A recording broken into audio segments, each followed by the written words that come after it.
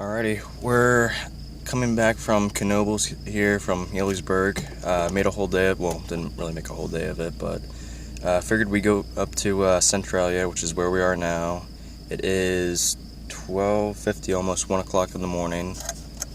And yeah, we're just gonna do like a little walkthrough here of Centralia and stuff. So, okay, well, what is this? Centralia is a town that was caught on fire Memorial Day of 1962, right?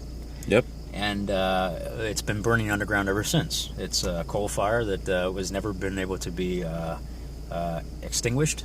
And, well, you don't see, look out, bug.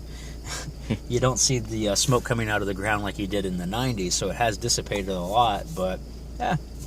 I've done it at nighttime before, and I have photographs, and I have YouTube video and all that, and I thought, well, Ryan's never been up this way, and we've never been without Chloe, and we just thought we'd do a little drive-by video. This DEP thing right here, I don't know if you can see it, but it was actually... It's hard to see here. It was actually a steam vent at one time, is what it was.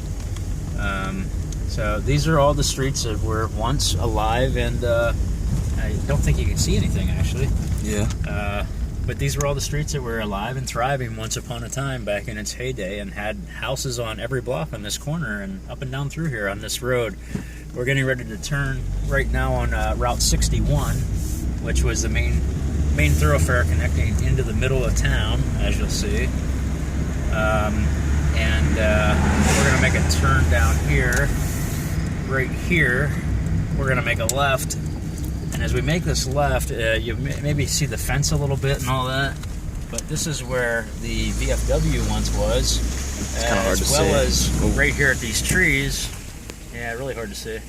Right here at these trees was a park bench, and it was here for years, even long after Centralia was abandoned. And the time capsule for the town was here to be opened in 2016.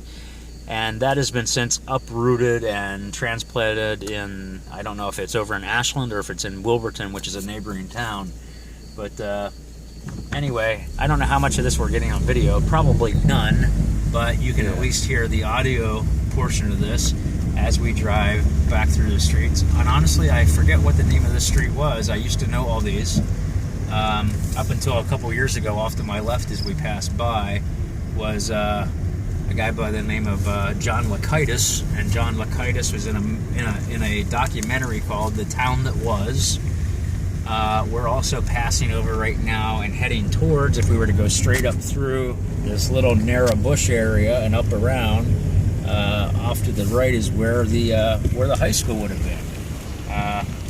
This town is literally the Silent Hill of Pennsylvania. And for those that don't know, there's actually a movie based off of Centralia from 2006 called Silent Hill.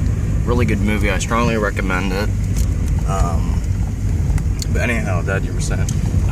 This is interesting. We got about 5 residents that live here in Centralia. This house that we're just passing right now on the right was actually the mayor's house, and he died. I think he was almost 90 when he died. I can't remember what year he died, but it was not all that many years ago. And for the people that believe that Centralia is no longer, again, there are still about 5 residents here. I forget what year it was, and here again, I apologize, I should know this, but it was taken over by eminent domain, and Centralia's zip code was taken away, and people were forced out of the town. And as they were forced out of the town, there were the diehards that said, no, we will not go. And even by eminent domain, they said, no, we're not leaving. So, and they actually went to court, and they won. Where we're at right now, and it's hard to see right here, but I'm almost driving on it. This was actually a divided street. And here again, I don't know, at one point in my life, I actually puzzled all the pieces together and archived maps of what street was what. Some of them are totally overgrown now, and back alleys that I actually have names for it. I have a map of this, but off to my left in my driver's side here, you probably can't tell, but there's a path, and it's a divided street, and there was actually a railroad track that went up through here once upon a time. And there's been all kinds of things, activity that has happened on this particular street. When I say activity, I mean, I don't know. I still think when they say Centralia, the town that was, it really is the town that was. I think there's more to meet the eye because of the fact that there are, I think, 5 different minerals underneath us right now, and one of them being, the largest, is anthracite coal.